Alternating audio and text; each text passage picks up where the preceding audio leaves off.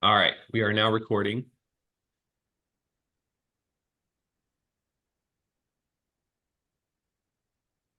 So, like the previous instances of this series, we have some objectives for the learning session.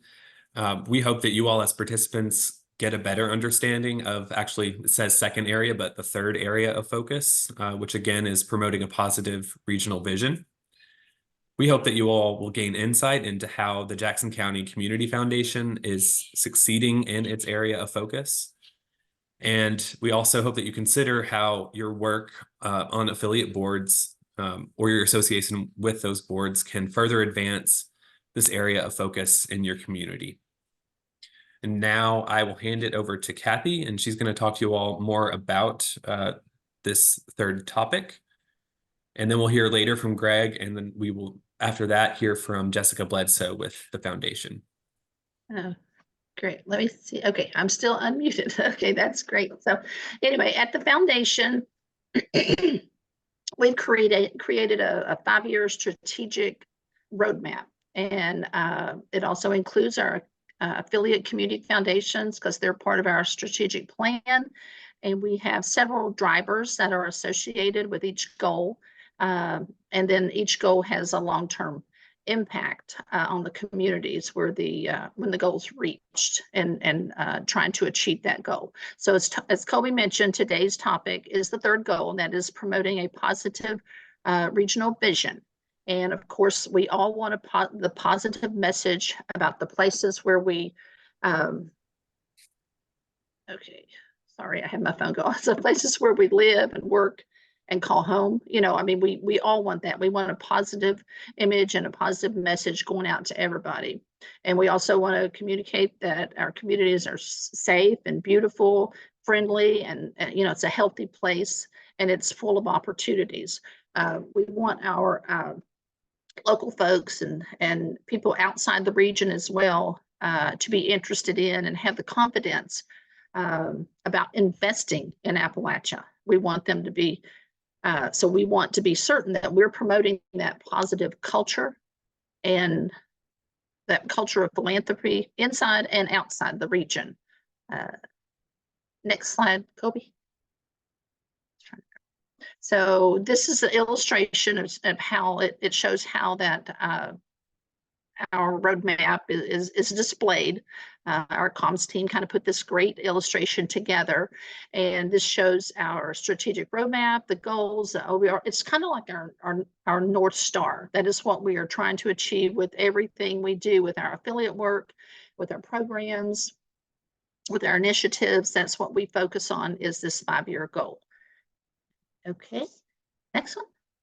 And this, I think the next one, yeah, that's just that's today's topic, and we know that to achieve that goal, there are certain indicators of success.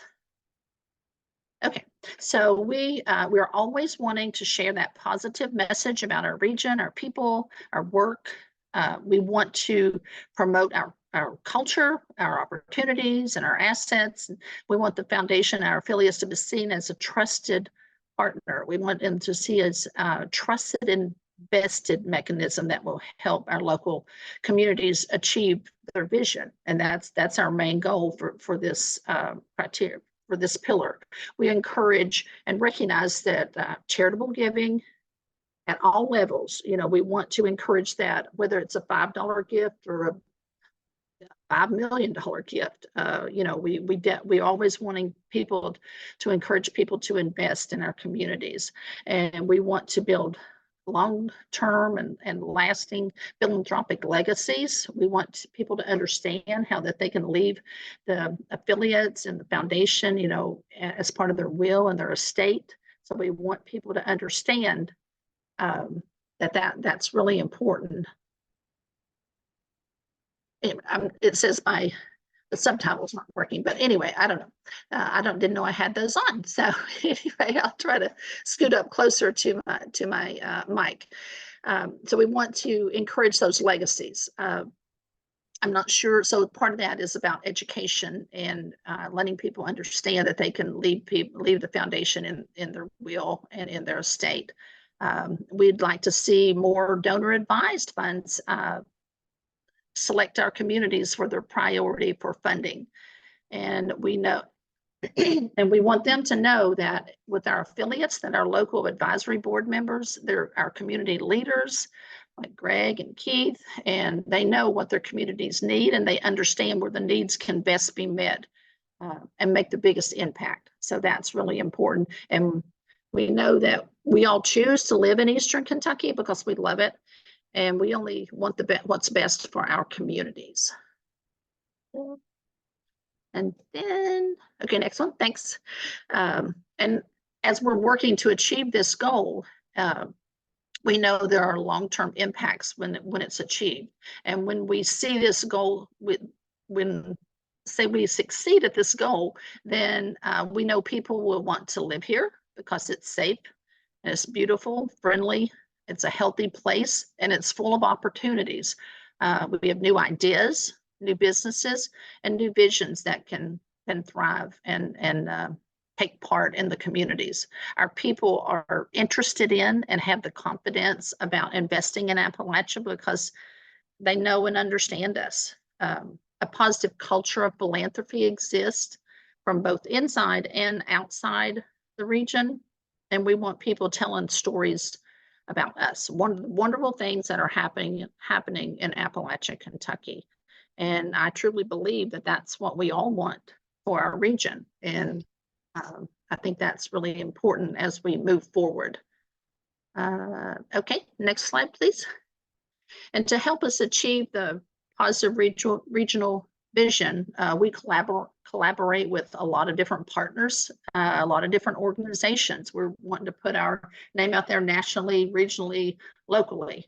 And some of the organizations that we partner with is Appalachian Funders Network. Some of you all might be members of that. Basically, funders that work in Appalachia.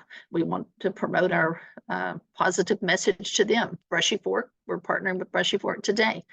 We partner with our local economic development agencies and tourism agencies and local city government too.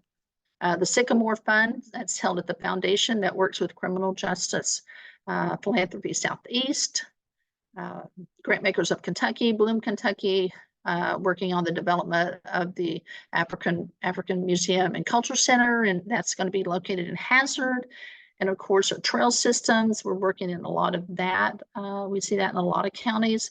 And then we're working with a lot of partners on affordable housing, workforce housing options, make sure those options are available to our communities. And then, of course, we want our affiliates to be successful and sustainable. So we're working on building those endowment funds. Okay, so now it's time to hear from, let's see, that's not, yeah, that's not my, but anyway, you can leave that there, but that's not my slide. I think that was from before. That's, I think those were shares. Okay, now we're going to hear from Greg. I know Greg from the affiliate board member. He's an affiliate board member on the Jackson County group, and he wears a lot of different hats in Jackson County. So now I'll let him expand on the positive work that's happening in Jackson County. Well, thank you for allowing me to talk about my home place in Jackson County. You know, when I was putting this stuff together, you know, a lot of times, and I'm sure this is true for a lot of communities, you hear and sometimes you think that there's not a lot going on in your community. But for me, when I started gathering all this information to talk about all the things that was going on in Jackson County, it kind of blew me away a little bit. And I'm sure that I probably missed some things. So if you ever hear or you get to thinking about there's not anything going on, you might want to sit down and just look at what's going on. Sometimes when you're trying to make things happen in your community, it's slower than what you think. And I guess maybe that's what gets you to thinking that way. But I think what's important is to be consistent and stay with what your passion is. And then when you look back at what's going on, or when you look at what's going on, it kind of blows your mind about the things that's happening in your community. So with that said, my name's Gregory Lakes. Me and my wife own and operate Clover Bottom Bed and Breakfast since 2019. We've had a lot of fun doing this from from just deciding to turn our home into a lodging place to pay a few bills. One thing leads to the next, and you know, my wife is somebody that doesn't give herself enough credit for being an artist, a creative person, a business person, all those kind of things. Uh, I just kind of take the ride with our business here. So we've been in business since 2019. One of our claim to fame is we were the SBDC um, Business of the Year for Business from Your Home. So that was a great award. We were excited about that. Uh, and I guess for the most part, it's been exciting to meet people from all over the world.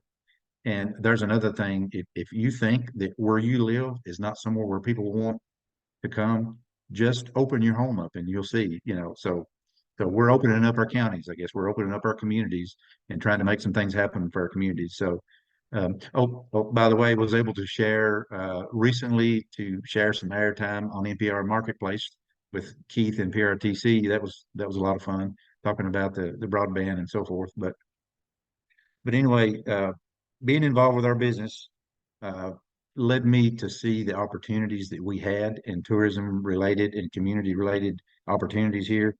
So in the process since 2019, after retiring and us deciding to be entrepreneurs and start our new business, I kind of joined a few organizations. One of them is the Community Foundation, which I really have an affinity for. So I'm on the foundation board. I chair the tourism board here in Jackson County. Also on the Industrial Authority board and a member of the Development Association, also of the Jackson County Creative Community, which is something that is kind of growing, and some great activities are going on with that. So short of boring everybody on everything that's going on, I want to go right into the fun stuff that's happening right now that we've got our teeth sunk into here. So we started Jackson County Creative Community with the help of Mountain Association, with the help of What's Next East Kentucky, and also the Community Foundation, to give the opportunity for uh, creative artists and anyone that want to be involved to come in and use their creativity for a business, and also to show the public that you know we can grow through the creative arts and also through entrepreneurship. So that's kind of how we started with the creative community, which has been a lot of fun in that we've started some projects that have kind of reached out farther than what we thought. Which one of the projects that we did, I guess our first project, was the mini mural project, and that was where we got together and as a group and decided to have a project as to what to do with the creative community. So we decided that we would have a contest with our school system so that each school, grade school, high school, homeschool, private, the whole deal, could have an opportunity to show their creativity with the theme of life in Jackson County. So we came up with these 4x8 panels that we install. There's 9 of them all throughout the county that we put together, had a big meeting or a number of meetings, painting gatherings, and everyone was involved. So once we got those done with the help of with the Jackson County Detention Center, we installed all those throughout the county. So now you can drive around the county and see these pieces of work from all the schools, and they're pretty awesome to go around and take a look at. Kind of a little trail you can go on. So that was a fun project that we did. And I guess our next ongoing project is with actually this is happening this weekend. We have done some work at the Jack Gabbard Park, which Keith is on here. This Jack Gabbard was his father, and there's a park there that's been renovated recently. One of the things, and I took this picture and I wanted people to see that because for me, this plaque says a lot. He said the greatest achievements are those that benefit others, and I think we can all agree with that. But we've there's been a renovation at the park there, turned the tennis court into pickleball, which is a huge draw now. But there's a lot of good things going on with this park. So the creative community was asked and decided to do an interactive mural on a little building that's on that park. So this weekend, we've got a bunch of people gathering up, and we're going to do an interactive mural on this building that's in the park there. So that's a lot of fun.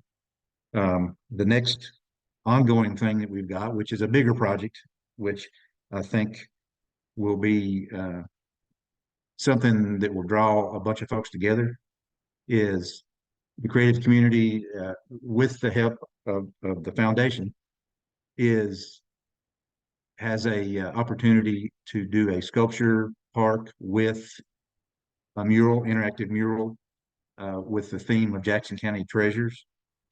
This is a picture of what we hope we can use in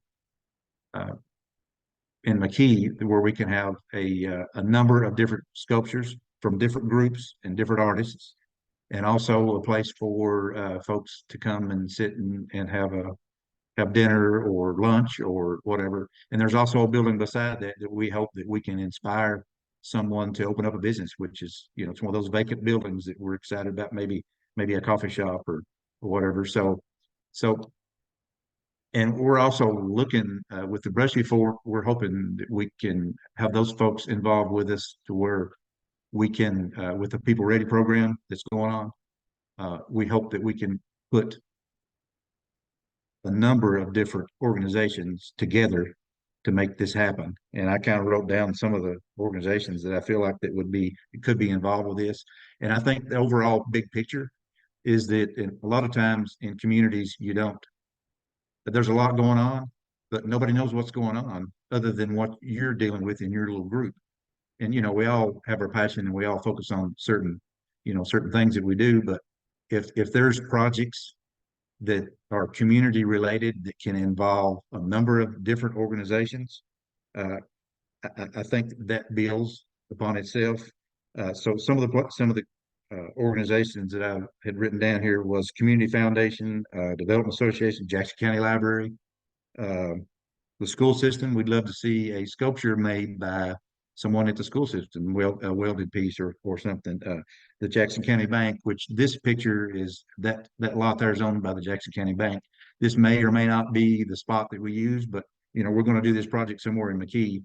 But also the city and county, the detention center, and the goal is to develop a program where a lot of groups are collaborating together to make positive things happen for the community. And I think that's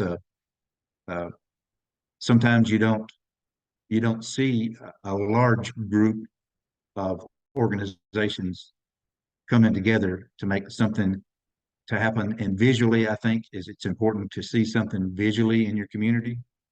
And this is hands-on. We'd love to be able to put some sculptures there. We'd love for the detention center to come up with a piece of artwork to put there. Something that's interactive with everyone that comes, and would be a positive for the community. So we're excited about doing that for sure. Next slide, please, I guess. Yes, some of the things that Jackson County is putting together is, I guess, or put together is that we're a trail town.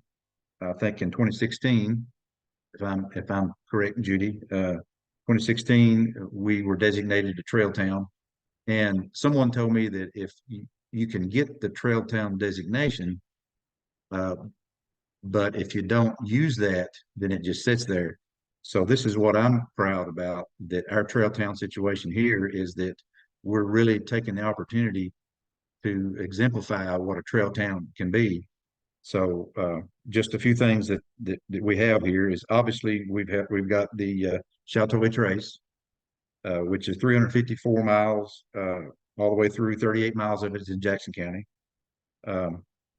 We have the Trans-American Bike Route 76. It's almost 5,000 miles all the way across the United States, which 27 miles of that is in Jackson County. So we get bicyclists that come through all year long, spend money, stay at our places, travel through We also have, which is a great looking project called the Warriors Path. It's a national trail that Judy and Max Hammond are working on for us here. It's going to be a interactive trail, not just a driving or walking trail, but all the way through destinations. So that's going to be great for us and for Eastern Kentucky. We have the First Frontier Appalachian Trails, which we've got almost 160 miles of that here, which is off-road trails. And just recently, they in I guess Knott County, I believe it was, they had the grand opening of the first opening of that trail. So each county that's involved with this is going to be doing the same thing, and it's going to be something that you can start on one side of the state and go almost to, or all the way to the Hatfield McCoy Trail. So a week, 2 weeks, 3 weeks on an ATV and camping and stopping and spending money in communities, and so that's what it's all about. So we're happy about that. We have the Redbud Bike Ride, which is a 100-mile loop. 45 miles of it is in Jackson County, which is bicyclist. I think a lot of that is in Laurel County.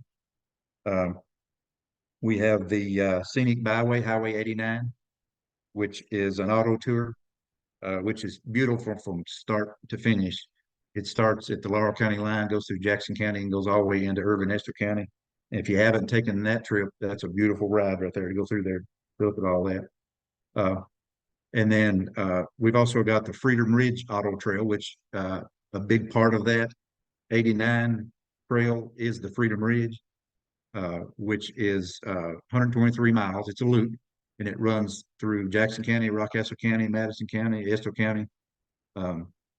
And in addition to that, we have Backroads of Appalachia, Eric Hubbard, who lives here. He's moved to Jackson County. He has secured a grant to help with our Welcome Center at the top of Big Hill, which is right at the edge of Madison County, which is where a lot of folks come in from I-75 from the north. He has secured some funding to turn that building into, it's an old Civil War house that was turned into the Welcome Center for Jackson County. So it's going to be similar to like a little general store setup that folks can stop by and get info about the county as they come in. So we're excited about that. Committees and groups that have been formed. Next slide, please. Which is, and I'll run through these right quick. McKee Trail Town, Jackson County Off-Roaders Association, which is part of the First Frontier Trails, the Warriors Path Project, Jackson County Wagon and Saddle Club. They're going to play a huge part in destination and growth of our community with the equine and the horse industry. Huge potential there. We have over 50 Airbnb listings, no motels. So generically, these Airbnbs have popped up here. So that tells you that there's a demand from the beginning. We've got over 200 beds in Jackson County. So if anybody says that in Jackson County, if anybody says that you're a bedroom community and nothing's going on, well, for me, a bedroom community is beds for people to come and visit us. But we're proud of the fact that if you come here, you can get on Airbnb or you can get online and you can find a quality place to stay overnight. And that's without a motel. So we're proud of that. And also Backroads of Appalachia with Eric Hubbard. So main attractions, we have Flat Lake Falls. It's a small county park. If you've never been there, regardless of where you're from, it's a great place to go. It's a beautiful little park with a pavilion. There's a picture of Flat Lake Falls. There's I think 9 RV sites. So it is a fun place to go. And actually, we had our last community meeting there at Flat Lake Falls and have had a lot of success with that meeting down there. We have a group called the Foxtown Boulderers, which is rock climbers, except for its smaller cliffs, and people enjoy climbing, 30 to 40 feet with a spotter and like a mattress underneath to catch you. I'm not going there, but a lot of people enjoy doing that. So our topography here is good for that. So we've got folks that come in to do that, and that's a growing part of our county too. Daniel Boone Forest is a little over a quarter geographically of our area. And for the past few years, that group has been very helpful, conducive to helping us grow our outdoor economy using the Daniel Boone Forest. So there's a lot of activity going on there that's going to help with that. Off-road trails, obviously. The Anvil Cultural and Arts Center, maybe on the next slide, which was this was a settlement school, and this building is being renovated. I think they had a grant for $1.5 million or something, and there's more grants coming to renovate this for an art and cultural center. Beautiful building. This is in Anvil, Kentucky. So we're excited about making that a destination for us as well. We have horse trails, walking trails, obviously the Chateau Trace Trail. Would love to see more activity on that particular trail through our trail town of McKee. And the Big Hill Freedom Ridge Welcome Center, that'll be a draw for us. Also, with Backroads, with what they're doing,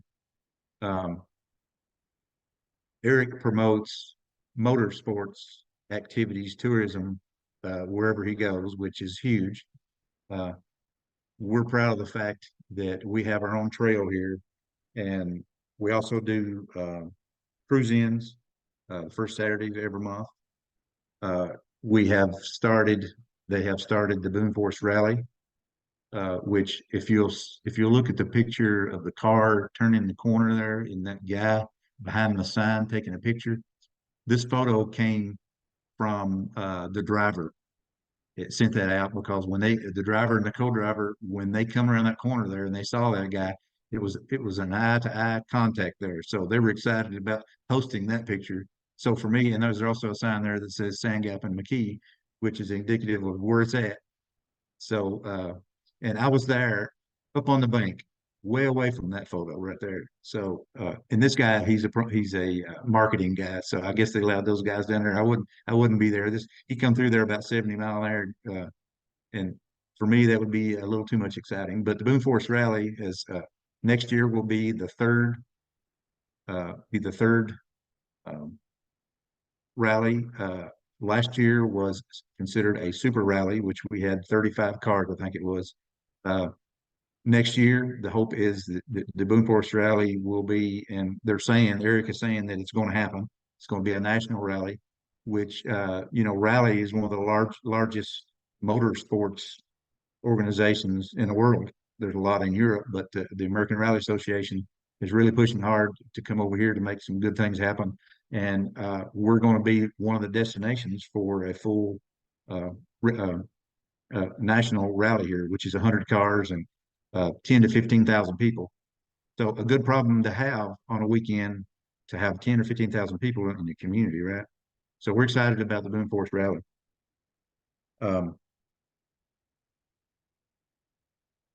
So the Jackson County Wagon and Saddle Club, they're going to be highly involved in some of the activities that we have here. We've got a lot of folks coming in right now with horses and horseback riding and horse shows. So there's a huge opportunity for that.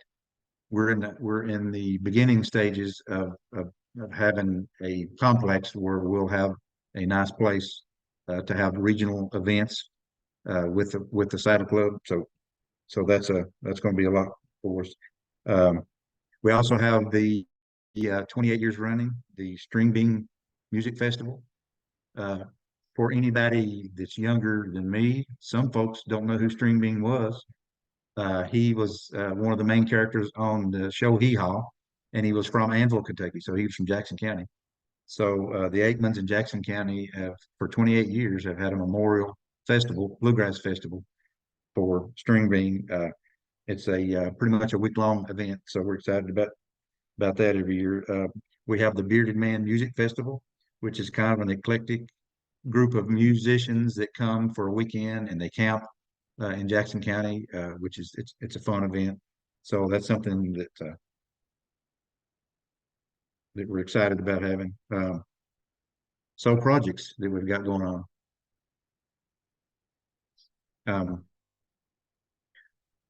We were lucky enough to be able to gather enough funding to purchase a piece of property just above McKee for a sports complex and also for community gatherings. That's the first drawing right there. We're getting ready to have the third public meeting, I think. So it's a matter of when we get it done, pretty much. So there was $4 million committed to buy the property and get started, and there's other obviously other grants and money that'll have to go into that, and a lot of effort that'll make this happen. But right now, Jackson County doesn't have somewhere where you can park any more than 100 automobiles.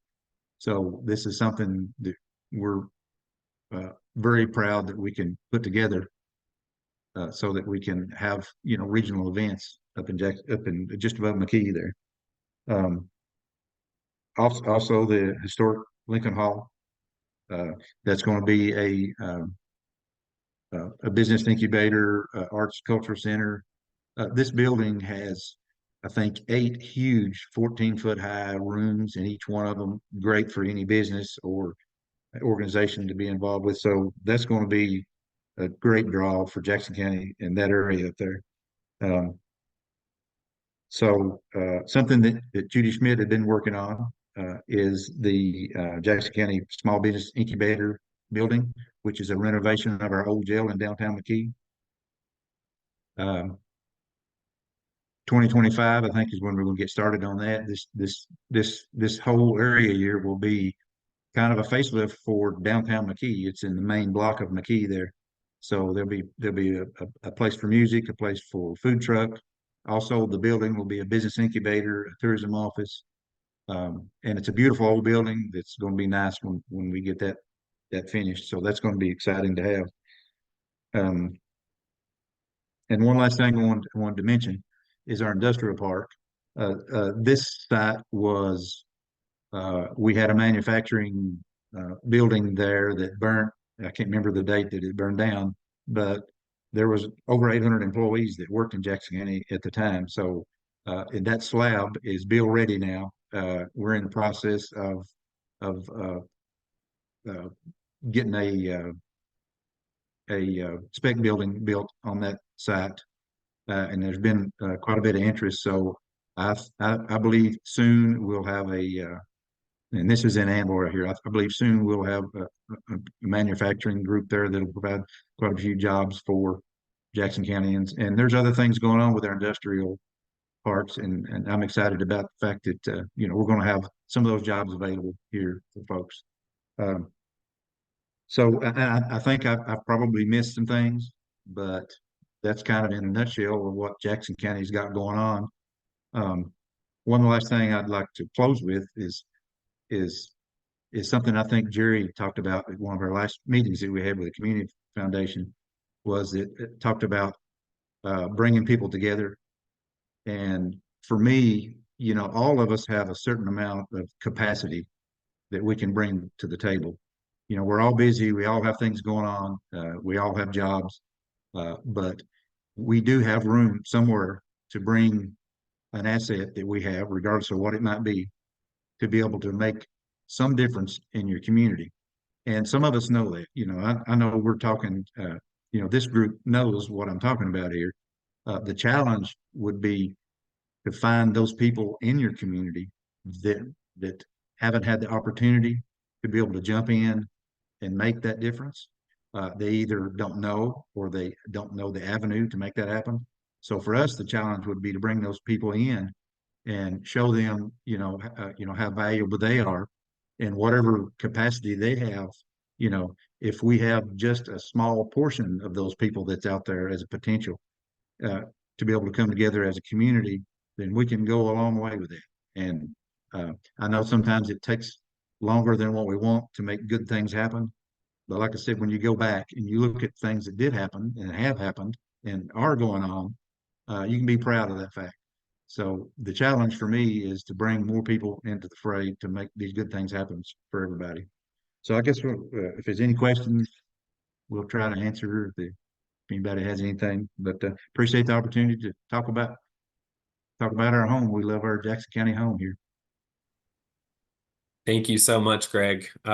We can tell you are one busy guy, but you're not doing it alone. You're doing it in collaboration with others. And as you said, bringing assets of different folks and different skill sets together to make all these projects happen. And we can tell you're passionate about it. So thank you for sharing. And as Greg said, if you all have any questions, you can submit those in the chat, or you can unmute yourself at this point. And got some guiding questions here. Greg actually, I believe, touched on at least one strategy that has been effective in Jackson County, and it's that collaboration and making use of the assets and skill sets of different people coming together to work toward an end goal. And these are questions that you all are welcome to answer. We have a few minutes, or just for you to think about.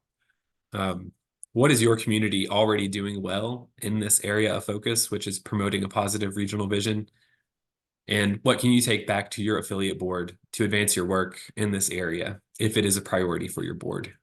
So any thoughts before we move on? I think Jessica had a question in the chat, Hobie. Yeah, let's see. If someone was new to Jackson County and wanted to get involved in the community, where would you direct them? So I believe that question is for Greg, but if we have others from Jackson County who want to respond to that, feel free. Sure. In talking about all these groups that can come together, for more information for people like from outside, I think it's important that we do come together and provide those. One resource that a lot of folks don't pick up on and should, a lot do, but it's the library. You can get information from your library. The local tourism, we've got a all volunteer tourism group. You can go to the Jackson County Tourism website, and there's an email available there to get info. Also Facebook. Obviously the county, I get a lot of notes from the county where folks have called the judge's office, and the judges refer to different organizations, so there's some of the avenues that you can use to find out. Obviously the newspaper, they're great by promoting a lot of things that's going on. Good. So it looks like Sarah said one of former employer loves climbing at Foxtown, and he drives all the way from Lexington to do that. So that just shows how much of a reach that has. Mm-hmm. Yeah, sometimes you don't realize, and we didn't when we started our business here. I had no clue about how much interest there is for people to come to Eastern Kentucky, to come to Jackson County. The sleepy little bedroom community has tons of things going on. But little things like the bouldering, and also opportunities. There are natural arches, and there's tons of other either public or private places that can be built upon. So the key is to one little act at a time, one little success at a time builds momentum. So I think that's important, is to keep building on those little successes, finding those little destination spots to make good things happen. Yeah, I think that bouldering, Jeff or Greg, I think that bouldering, you and I probably never heard of bouldering. I think it's mostly done by people that travel in here from somewhere else. But it's pretty interesting. It's become a pretty big deal in that part of the county. Yeah, there's a big potential there for growth there. It's a matter of an organization, and there is the Foxtown Bouldering Group. There is an organization that that can grow from that, and more groups can come together. Red River Gorge has a huge climbing environment there, and we actually had some folks come and stay with us that went to Red River Gorge that had hired a guide to climb. And then when they heard about the bouldering, so they came back that day and claimed that they had more fun with the bouldering than they did with the climbing at the Red River Gorge. So never underestimate what you have. That's awesome. And I was also thinking, I think people coming to stay like at your bed and breakfast and getting to see how these small towns have all, like we do have a lot of culture and we do have a lot of things to do. I think that's also encouraging them to come and move here. So and like also like these small things is helping to build our economies and get all these things going. It's awesome.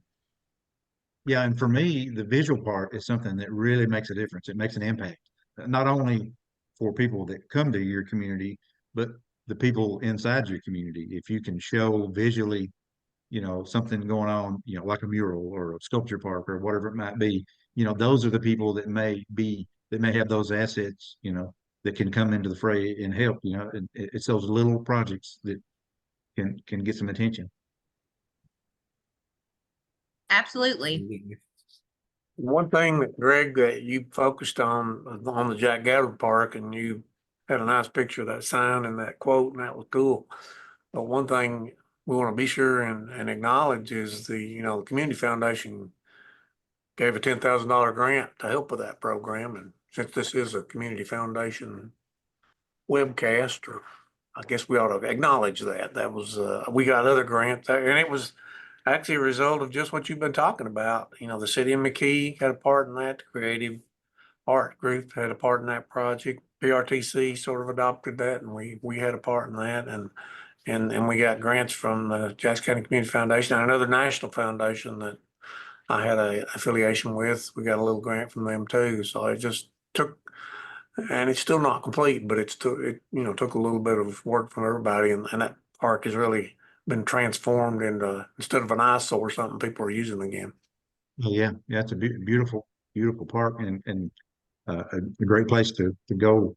The last time when I was there and took that picture, there was some folks that had come for lunch, take a little walk. So that's what you want in your community. And you talk about assets. Every group has a small amount of assets that they can put together, but if you can put programs together that brings those community groups together, I think you can really make a difference with it. Yep. Absolutely. And thank you again, Greg, for sharing. We really appreciate your time, and you too, Keith. So now we'll transition to our last portion of today's session. I'd like to introduce Jessica Bledsoe. She is the Director of Impact Investing at the Foundation for Appalachian Kentucky. So she's going to share more about some of the initiatives that are going on at the foundation. Thanks so much, Colby and Greg. That was wonderful to hear about Jackson County. I've spent a lot of time in Jackson County this summer, and I've seen those little murals everywhere. So it's nice to know what was behind that. They're really, really cool. So today I just wanted to talk to you guys about the different impact investing initiatives that we have at the foundation and how we're using those to help support a positive regional vision.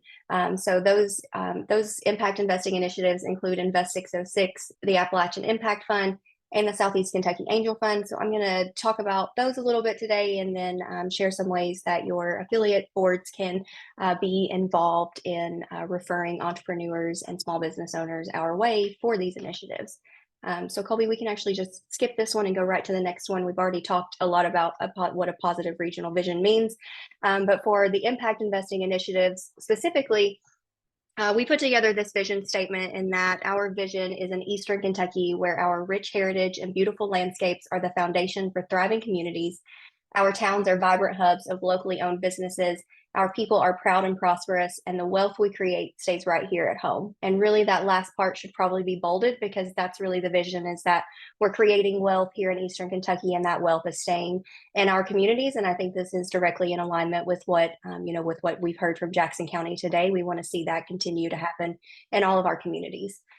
So Colby, we can actually skip the next slide as well. And I want to talk about these different impact investing initiatives, and kind of no matter where a small business owner or entrepreneur is at in their journey, we kind of have somewhere that we can kind of plug them in to get them access to the resources that we have here at the foundation that leads to creating that vision of having, towns that are full of vibrant small businesses, and people want to come to Eastern Kentucky because we have so much here to offer. So at our earliest stages, we have Invest 606, which is our small business accelerator and pitch competition. For businesses who are a little bit more established and have some growth potential, we have the Appalachian Impact Fund. The Impact Fund also provides some grants to nonprofits who are supporting our communities and does some work in affordable housing that I'll talk more about. And then finally, for businesses with really high growth potential, scalability outside of our region, we have the Southeast Kentucky Angel Fund. So next slide, please.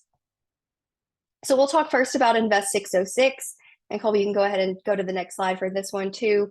So this is our small business accelerator and pitch competition. So there's a first, second, and third place prize that comes with a cash incentive. However, every business that's accepted into the accelerator gets access to capital for marketing and accounting, training and mentorship. We reimburse them for all of their travel expenses because we recognize, we're geographically kind of spread out.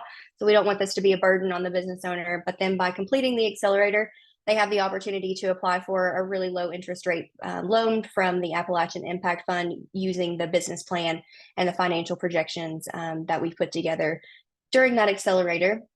Next slide. And so since the beginning of Invest 606, we've had 55 finalists from 23 of our Appalachian Kentucky counties. Those businesses have generated more than $6 million in revenue. The slide's a year old, so I'm confident saying it's over $6 million at this point, representing 20 different industries and more than 220 employees. And you'll see there, we've got kind of a map with stars where those different finalists have come from, and there are some gaps. So I really want to make sure that we continue to identify businesses throughout Eastern Kentucky that participate in Invest 606. So Invest 606 applications typically open in August. However, we are revamping this accelerator a little bit. So applications aren't open quite yet, but they will be open soon. And so if you know of any small businesses in your area that are in that early stage of, honestly, just concept of a business up to about 3 years or so in business, those are really good candidates for Invest 606. And I'll drop a link here just in the chat. That is a link to sign up for our mailing list to get notified when those applications go live. So those are our early stage businesses. And Colby, we can go ahead and go to the next slide. We'll talk more about the Appalachian Impact Fund, which provides impact capital. So we have early stage growth and real estate capital that we can deploy. So for our early stage businesses, we offer recoverable grants, which honestly are they're loans. We're changing the verbiage on this a little bit, but those grants are recoverable grants. They're paid back, but it's a really low interest rate, and it can help a business in the earliest stages get access to capital for expansion, equipment, or new hires. Then for those businesses in growth stage, we offer grants up to $50,000. And this is where going through the Invest 606 accelerator is really wonderful because we can put together the plan to identify what that growth trajectory looks like. And then they have the opportunity to apply for that funding from the Impact Fund as well. And then finally, as we know, affordable housing is one of the challenges that we're really striving to overcome. So we do offer recoverable grants of up to $200,000 for affordable housing initiatives, and that's typically done in conjunction with other lenders, obviously, but we want to be able to push these projects forward as best we can. And so this is a way that we've identified that we can help do that with some additional capital to get some of these bigger projects over the finish line. Next slide, please. So to date, we've deployed over $1.7 million to 57 different organizations. If we include the work that we did during COVID and the flood relief efforts, that's nearly $5 million in grants to 650 small businesses, farms, nonprofits, and social enterprises. But we've deployed almost $2 million in impact investments. But that $2 million has gone on to leverage an additional $8 million in funding for the businesses that we were able to deploy that impact capital into. So in total, we've helped create 1,500 jobs and support 650 different businesses from the Impact Fund. So the Impact Fund is typically by invitation only. And that's because we want to kind of work with that business owner a little bit to really understand what their vision is. We're not a CDFI. We don't have the same lending practices. So this is really relationship building, and we're making sure that we understand what the trajectory of that business looks like. However, as affiliates, for sure, if you're in your communities and you're talking to your entrepreneurs, your business owners, and you identify someone who you think would be a good candidate for anything that I'm talking about today, please send them my way. I'm always more than happy to talk to entrepreneurs all the time. I mean, I could literally talk about it all day, every day. So just when I say by invitation only, please don't take that to mean that you can't be the one to extend that invitation to at least get in front of us so we can figure out what the need is and if it's a good fit or not. So moving on then to the Southeast Kentucky Angel Fund, which is now actually the Appalachian Innovation Investment Fund. So the SEKY Angel Fund was a little bit of a placeholder while the fund was being formed, but we now have several members in that fund, and that was the name that they came up with. So this Angel Fund is really for businesses that have a really high growth trajectory, that maybe they're creating products or services that can be expanded outside of our region, but they're creating jobs here locally that people can work at. And our goal for this fund is to raise $1 million in angel capital and private angel capital that we can deploy. So the angel fund is separate, or it's different from the impact fund, in that the impact fund is really, it's about creating an impact, right? Like it's about deploying capital into our businesses, into our communities to create an impact. And the angel fund wants to obviously create impact as well, but the real goal of this fund is to create a return on investment for the members of the fund that are putting their own capital into it, so that that money can just continue to be deployed into the region. So to be an angel investor, you have to be accredited, which means that you're typically a high net worth individual. So we have individuals who are putting money into this fund to deploy it into the region, but then the goal is to get a return on that investment so that we can continue investing beyond just the initial kind of fund one. So that's why we have that, we want to earn a financial return congruent with the risk, while also creating local impact, supporting our own entrepreneurs, and enhancing our local ecosystem. So this fund is, it's still in its formation. We have to raise at least $500,000 before we can break escrow. I believe we're at that mark currently. So we do hope to break escrow on this in October, and then potentially start reviewing deals in November. So same thing with any of these businesses. If you've got a business in your community that you feel like might be a good fit for any of these different initiatives, please, send them my way. And then I'm always happy to talk and figure out where they're at and where we can kind of get them plugged in. But this angel fund is really exciting because it allows us to take some riskier bets with our businesses, and access to capital is a huge barrier in Eastern Kentucky. And this is just one more way that we can lower that barrier and deploy capital that's going to make a real difference in our communities and in the businesses that we're attracting to the area. So to that end, next slide just has my kind of contact information on it. If you'd like to learn more about any of these things, again, I'm always happy to chat. I'm really excited about the different initiatives that we have, the ways that we're supporting our entrepreneurs, and also creating affordable housing in Eastern Kentucky. And obviously, I think that aligns directly with this vision of creating impact in our community. So thank you, guys. Thank you. Thank you, Jessica. Really appreciate that overview of the impact initiatives at the foundation. We're going to move on. I don't know if Leah is still with us. She might have something to say on this slide. If not, I can go ahead. Looks like she's dropped off. This is just an FYI for everyone that's joined and who will see this recording. Brushy Fork, in partnership with the foundation and the Appalachian Arts Alliance, as a part of Welcoming Week and Welcoming America's Welcome Week, we are putting together this People Ready Futures Art Gallery. The actual event will be on September 26th, 6:30 to 8:30 in Hazard. That's at the Appalachian Arts Station. The address for that is there. Kathy, did you have anything to add or say here? The exhibit's happening now, so you Yes. can stop by the art station anytime to see that. And Greg, were you able to get a piece there? I know you had talked about it. Yeah, I did one piece and Okay, was just great. gonna do the one piece, but then when I got involved with it and got excited about it, and I think I sent the whole display up there. I've got 4 or 5 pieces, which So, yeah, so I that's like. really exciting. So Greg has a piece there, and then the reception is next week. But if you're in Hazard or have friends in Hazard, encourage them to stop by at the art station and just view the exhibit, if they can't make it to the reception. But there's also going to be music and some international food at the reception next week. Yep. Looking forward to that. I believe Leah and I will both be there, Kathy. So we're excited to see that. And Great. I helped coordinate and just transport some of the artwork, and it's really fabulous. So if you all are in the area and able to make it, Creative. please Some are so creative. So, come yeah. by. Please stop by. Yeah. And before we wrap up, just really quickly wanted to share our upcoming sessions. And so the next session will be October 17th, and that's on the topic of strengthening civic and community infrastructure and leadership.